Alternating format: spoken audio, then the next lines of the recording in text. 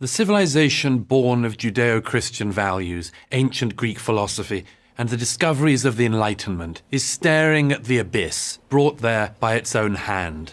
To put it starkly, Europe is committing suicide. How did this happen? It's a complicated story, but there are two major causes. The first is the mass movement of peoples into Europe. This has been going on steadily since the end of World War II, but sped up massively in the migration crisis of 2015 when more than 1 million migrants poured into Europe from the Middle East, North Africa and East Asia. The second, and equally significant, is that Europe lost faith in itself, its beliefs, its traditions, and even its very legitimacy. Let's take a closer look at both causes. For decades, Europe encouraged people, mostly from the Middle East and North Africa, to come as temporary workers. Nobody expected them to stay, yet they did. And nobody asked them to leave, even those who came illegally.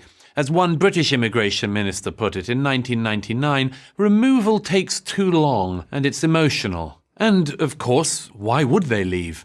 The economic opportunities were far greater in Europe than from where they came, and if the work dried up, there were generous welfare benefits to be had. For a time, immigrants were allowed, even encouraged, thanks to the European commitment to multiculturalism, to pursue whatever culture they wanted. But that didn't work out well. The leaders of Britain, France and Germany admitted as much in 2011 when David Cameron, Nicolas Sarkozy and Angela Merkel dramatically announced that multiculturalism had failed. So, the immigrants were then asked to assimilate and embrace Western values. If that happened, European governments reasoned, all the financial costs, even the occasional acts of terrorism, could be overlooked. But it never happened, and immigration just increased. During 2015, Germany and Sweden added 2% to their populations in a single year. By 2017, the most popular boy's name in the United Kingdom was Mohammed. So, why did European leaders decide Europe could take in anyone in the world, whether fleeing war or simply seeking a better life, no matter how different or even opposed their values were to European values? The one-word answer to this question is guilt. Aren't these refugees, the thinking goes, fleeing the consequences of European imperialism? Didn't we mercilessly exploit these unfortunate people in their home countries? Aren't we the cause of their misery? Accepting them into Europe is meant to be a wiping away of this guilt. This is especially true of Germany. In allowing 1.5 million people into her country in 2015, Angela Merkel was, in effect, proclaiming to the world that Germany, the great aggressor of the 20th century, the architect of the Holocaust, would be the humanitarian superpower of the 21st.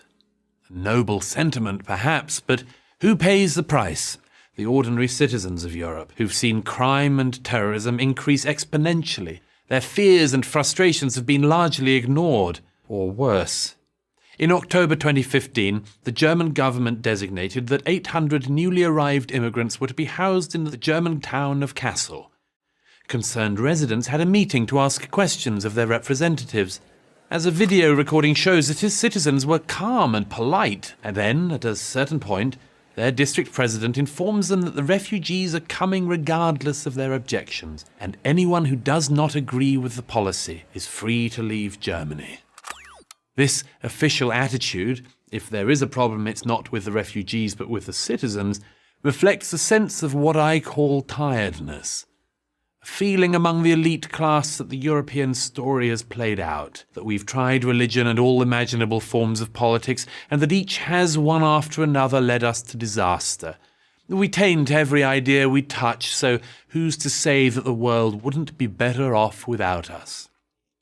Of course, only people who have no idea how lucky they are could take this view. Ironically, no one knows this better than those refugees who truly did assimilate and who defend Western values. Extraordinary people like Somali-born Ayaan Hirsi Ali, who left the Netherlands because she believed in the principles of the Enlightenment more than the Dutch did. Or Hamid Abdel Samad in Germany, whose life is threatened by fellow immigrants because he defends European values. This is the stuff of suicide, the self-annihilation of a culture. It is possible that ordinary Europeans will join their leaders in this pact, but recent opinion polls suggest that they have no intention of doing so. How they act on that intention will be the great story of the years ahead. Are we about to witness the end of Europe, or its rebirth? I'm Douglas Murray, author of The Strange Death of Europe, for Prager University. Thank you for watching this video. To help keep PragerU videos free, please consider making a tax-deductible donation.